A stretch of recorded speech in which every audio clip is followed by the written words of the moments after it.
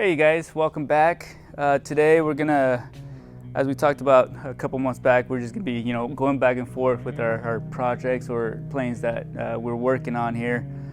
So today we're gonna give you a little tutorial of how to pretty much replace a bladder on a plane that have bladders. There's some that are wet wing, they're pretty much built into the wing, and some have a cell, which is a hard like aluminum tank, kind of like your vehicle or something, but aluminum. But in this case, it's gonna be a bladder that's inside the wing that after a while, as you guys, I don't know if we talked about this plane. We picked this up a couple months back, well, about over a year.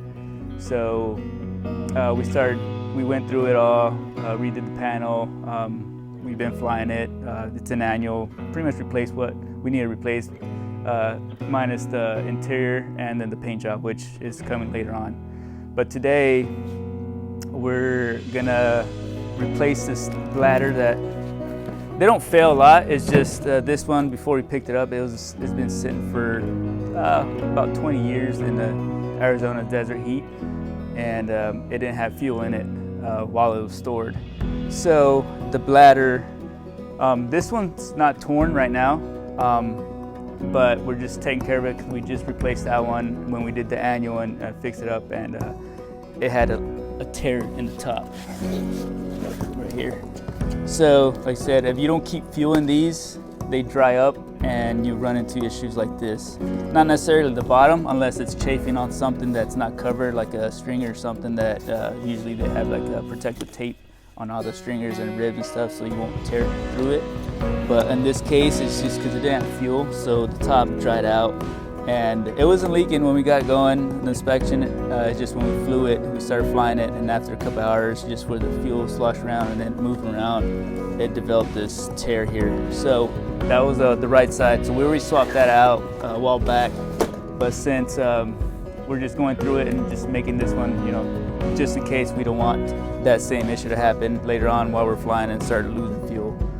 So today we're gonna go through the whole process of removing the access cover, because this is the only access you have for it. So you got to get this whole bladder in through there, vice versa, and remove it through there. So it's about maybe 1 foot by 1 foot by 10 inches space that you have to pretty much roll it in there, stick it in there, and work your way in through. It has little clips here that fasten it to the actual airframe. That the kit comes with the clips and the gaskets and pretty much everything we need to replace that.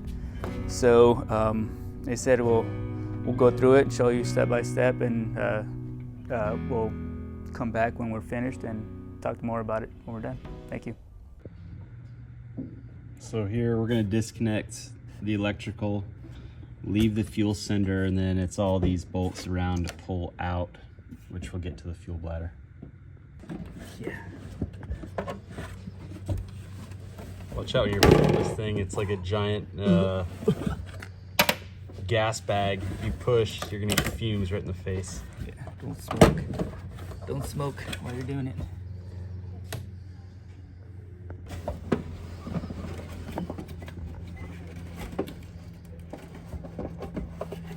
Oscar's reaching in. There's a vent that you gotta pull. It's on the side of the tank, and then it will release.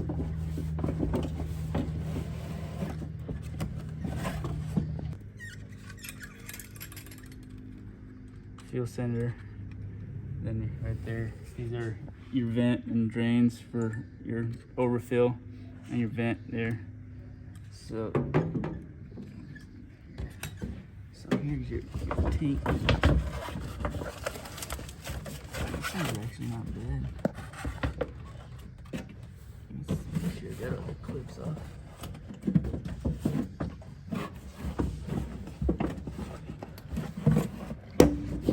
Oscar's reaching, undoing the top clips that hold the top of the bladder to the upper wing.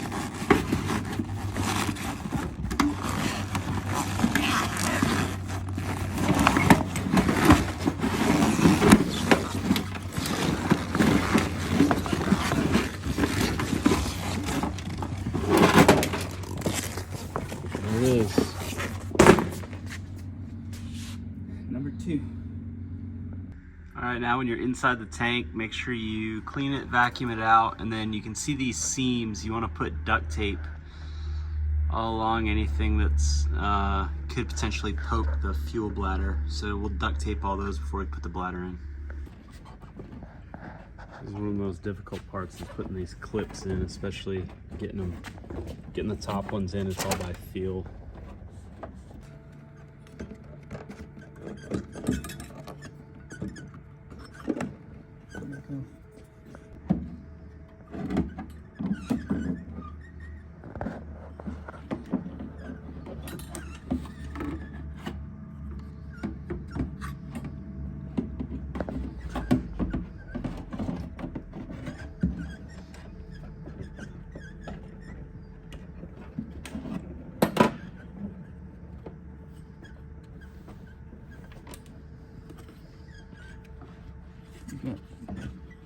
You want some lube for those vents, those holes?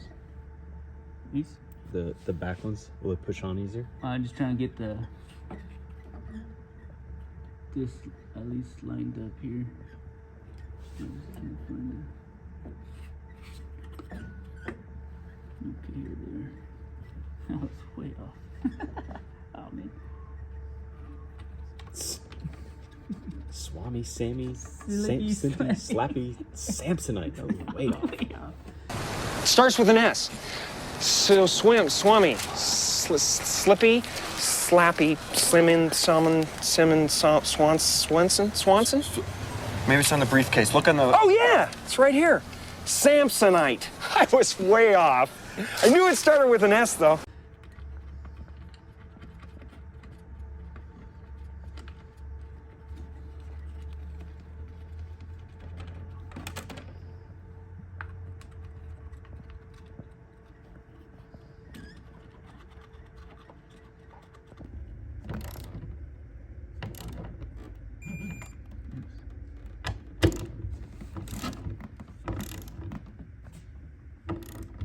Hey guys, welcome back. We had another successful little session here. It wasn't as time consuming as the right side, just because that was our first time messing around with the bladder. But this one we were able to pull it out and put the new one in. We didn't really had any issues. This actually wasn't in bad shape, but we were just replacing it because this one's been in service since 1995. And it's actually the original one that got replaced at one point from, I think it was like 76 or something, I think it said. So yeah, it's pretty old, but it did get repaired at one point. But it was still pliable. It's not dried out, cracked or anything, but since we had issues with that one over there, we didn't know the condition of this one, but it's still pretty serviceable. It's not too bad. So you could send these in. There are companies that will rebuild them for you, or you could buy new ones.